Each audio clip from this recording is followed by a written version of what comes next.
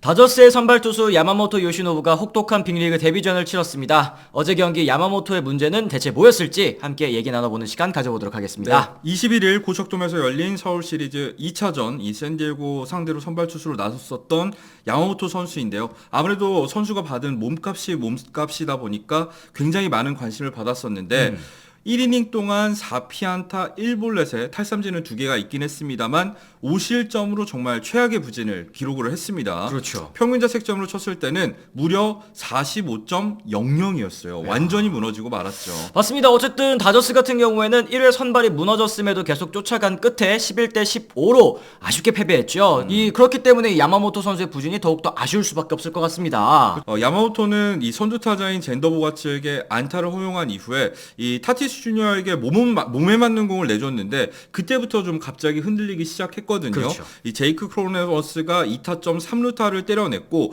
이후에도 이 매니 마초도에게 볼넷 그리고 김하성 선수에게 희상 플라이를 내주면서 3실점 순식간에 3실점을 하고 말았었습니다. 그리고 이후에도 뭐 폭투, 삼진 있었습니다만 그 다음에 캄푸사노 선수에게 또 적시 2루타를 허용을 했고 타일러 웨이드에게도 잘 제구된 공 요것도 이제 받아치면서 안타 허용 이제 5점까지도 실점을 하고 말았는데 이 잭슨 메릴 삼진 잡으면서 결국에는 1번부터 9번까지 모두 승부한 다음에 마운드를 내려간 야마모토 선수였습니다. 그렇죠. 그리고 1회가 끝나고 나서 바로 그로브로 교체가 되면서 데뷔전을 마쳤는데 사실 투구수가 1회부터 벌써 43개였기 때문에 교체를 가져갈 수밖에 없는 상황이었고요. 경기가 끝나고 나서 인터뷰를 통해서도 야마모토는 자책하는 모습이 있었습니다. 그렇습니다. 세트 포지션에 들어간 뒤 투구가 흔들렸다. 수정해야 할 포인트를 확실히 알고 있다라고 이제 얘기를 했는데 이 수정해야 될 포인트 어떤 것들이 좀 있을까요? 현지 분석가들이 내놓은 자료에 따르면 야마모토의 티핑은 셋 모션에서 이 스플리터를 던질 때와 패스볼을 던질 때 이 오른팔의 위치, 그러니까 뒤쪽으로 이 스트라이드 이후에 팔을 뻗는 동작에 있어서 팔 높이가 좀 다르다는 지적을 받았었거든요. 지난 경기에서 그랬다는 게 아니라 아무래도 이 부분을 신경 써서 던지다 보니까 제구도 좀 흔들리지 않았나. 더 자세한 얘기는 이따 하도록 하겠습니다. 그렇습니다. 어쨌든 투수 코치의 조언과 함께 다음 등판을 준비할 계획이고 팀의 패배로 굉장히 분하다는 생각이다. 이 부분에 대해서는 책임감도 느끼지만 시즌은 길게 열심히 노력해서 팀에 공헌하겠다라고 이제 얘기를 했는데 어제 사실 몸 상태 같은 부분 그러니까 구속이라든지 이런 부분은 최고 96.6마일 그리고 평균 95.3마일 잘 나왔어요. 그렇죠. 투구수 43개 가운데 문제는 뭐냐면 스트라이크가 23개에 불과했다는 거. 이 부분을 짚어야 될 것 같아요. 저희가 중계를 직접 지켜본 입장에서도 모든 구종이 원하는 위치로 제구가 되지 않고 있다는 거를 느낄 정도였는데 스프리터 같은 경우에도 공이 손에서 좀 일찍 빠져서 그렇죠. 타사 쪽을 향한다던가 아니면 늦게 채지면서 이제 먼저 떨어진다던가 이런 부분들이 좀 많이 눈에 띄기도 했었죠. 그렇습니다. 18번의 스윙 중에 헛스윙도 단 5차례밖에 나오지 않았고요. 이 샌디에고 타자들도 목적성 없이 들어오는 공이 또 많았기 때문에 거기에는 또 속지 않았다라는 뜻도 될 것 같습니다. 그렇죠. 로버츠 감독 역시도 가장 큰 문제로 커맨드를 지적을 했습니다. 스프링 캠프에서 경기력과 비슷했다. 커맨드가 부족했다. 구위 문제는 아니었고 전체적인 경력을 봤을 때는 안 좋은 모습이고 안타를 맞는다고 하지만 걱정하지 않는다. 이런 얘기를 했습니다. 그렇습니다. 어쨌든 로버츠 감독도 이 커맨드 회복에 대한 이야기를 또 했습니다. 첫 안타를 맞고 흔들렸을 것이다 라고 얘기를 했는데 메이저리그 데뷔전이었기 때문에 많은 기대, 흥분도 했을 것이고 긴장감도 있지 않았을까 좀 이해하는 모습을 어쨌든 인터뷰를 통해서 보여줬네요.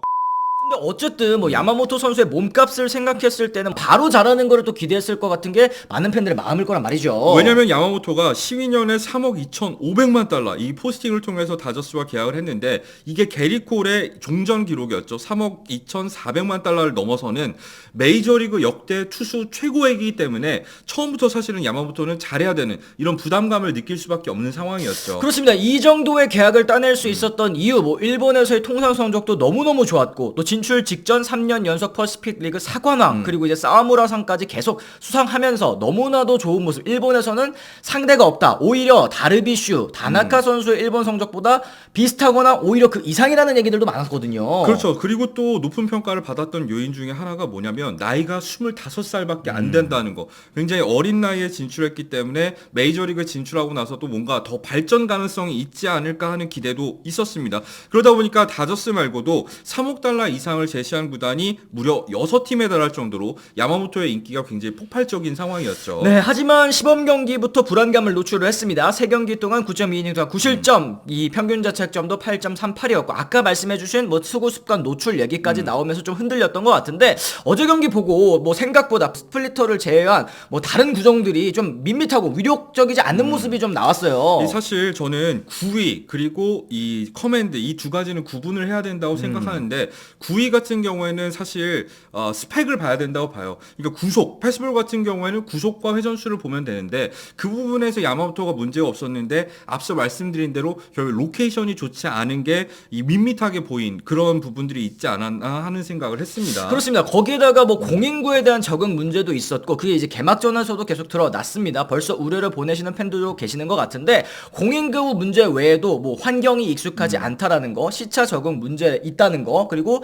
피치 클락까지 뭐 물론 선수에게는 여러 영향을 주지 않았을까라는 생각이 좀 들기는 합니다. 자, 그랬을 때 이제 오릭스 시절에 야마모토를 오랫동안 지켜본 일본 전문가의 의견을 상현 씨가 좀 들어봤다면서요? 그렇습니다. 이 일본 야구 전문가 이민혁 씨에게 제가 또 따로 물어봐가지고 또 의견을 가져왔는데 야마모토 선수가 일본에서 던질 때 보통 첫 달에 부진과 호투를 반복하다가 둘째 달에 좀 가장 부진했다라는 얘기를 했었습니다. 그렇죠. 이후에 점점 가다듬다가 8월부터 극강의 포스를 내뿜는 게 야마모토의 패턴이라고 하는데 한마디로 말해서 야마모토가 좀 슬로우 스타터 기질이 있다는 거 같죠. 그렇습니다. 거기다가 본인이 생각하는 존으로 컨트롤이 잘 되지 않거나 심판의 콜이 석연치 않으면 1회부터 흔들리는 모습을 노출하기도 했다는데 이게 WBC 때도 나왔었던 모습이고 사실 도쿄올림픽 때 우리나라 상대로 4강전 선발로 나왔을 때도 비슷한 모습이 또 노출이 됐었거든요. 그렇죠. 거기다가 시범 경기 부진과 투구 습관 노출 등 여러 가지 얘기가 나오는 상황 속에서 아마 야마모토가 긴장과 부담을 좀 많이 느끼지 않았을까라는 얘기를 했는데 사실 야마모토 같은 경우에는 생각보다 이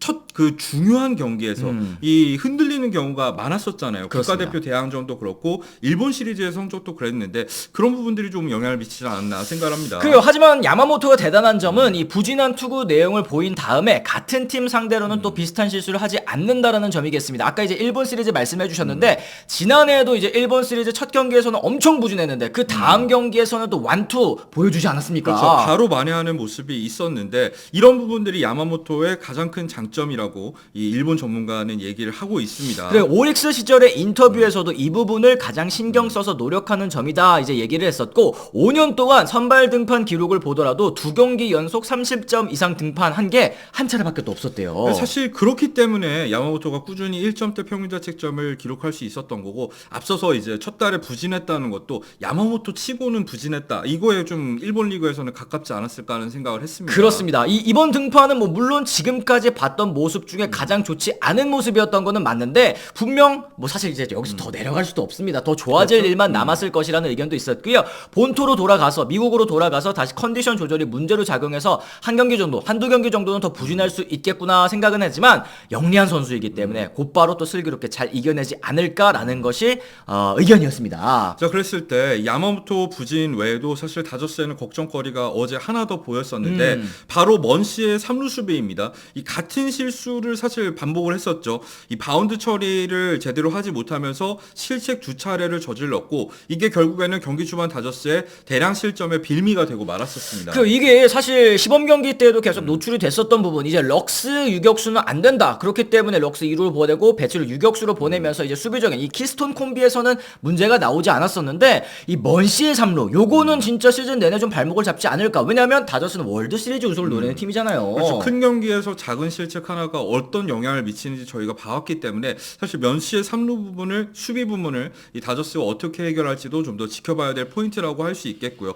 또 타선에서는 사실 투런 홈런을 포함해서 다저스 이적 후 첫 6타점을 경기를 펼쳤었던 배츠를 필두로 16안타에 11득점. 그러니까 어제에 이어서 타선은 굉장히 좋은 모습을 보였다는 것도 꼽고 싶습니다. 그렇습니다. 어쨌든 샌디에고와 다저스 나란히 1승씩 나눠 가지면서 서울 시리즈를 마감을 했습니다. 이 다행인 점 역시 부상 없이 좋은 경기력을 보여주면서 한국 팬 여러분들에게 인사를 했다는 점일 텐데 이 샌디에고 입장에서도 김하성 선수가 좀 고척돔에서 좋은 모습 보여줬으면 어땠을까 하는 아쉬움이 남기는 해요. 자, 김하성 선수 같은 경우에는 사실 안타를 기록하진 못했습니다만 1차전도 그렇고 2차전도 그렇고 볼넷을 통해서 출루를 하기도 했었고요. 뭐 희생플라이라던가 좋은 모습이 나왔었는데 김하성 선수가 이제 출국 인터뷰에서 이런 얘기를 하더라고요. 정말 고맙다. 이 메이저리그 경기를 이제 고척돔에서 치르면서 되게 많은 느낌을 받았던 했던 것 같아요. 이 본토로 돌아가서도 이제 정말 좋은 활약을 펼칠 거를 예고를 했으니까 앞으로의 활약을 좀 기대해 보도록 하겠습니다. 그렇습니다. 여러분들께서도 또 서울 시리즈 보시면서 혹은 이제 야마모토 선수의 등판 보시면서 드신 생각 있을 것 같습니다. 댓글을 통해서 남겨주시면 또 좋을 것 같고요. 저희 오늘 영상 유익하다고 느끼셨다면 좋아요, 구독, 알림 설정까지 꼭 부탁을 드리도록 하겠습니다. 저희는 또 다른 소식과 함께 돌아가겠다는 말씀 전해드리면서 오늘 이만 물러가 보도록 하겠습니다. 지금까지 시청해주신 분들 모두 감사합니다. 고맙습니다. I'm ready to go. I'm ready to go.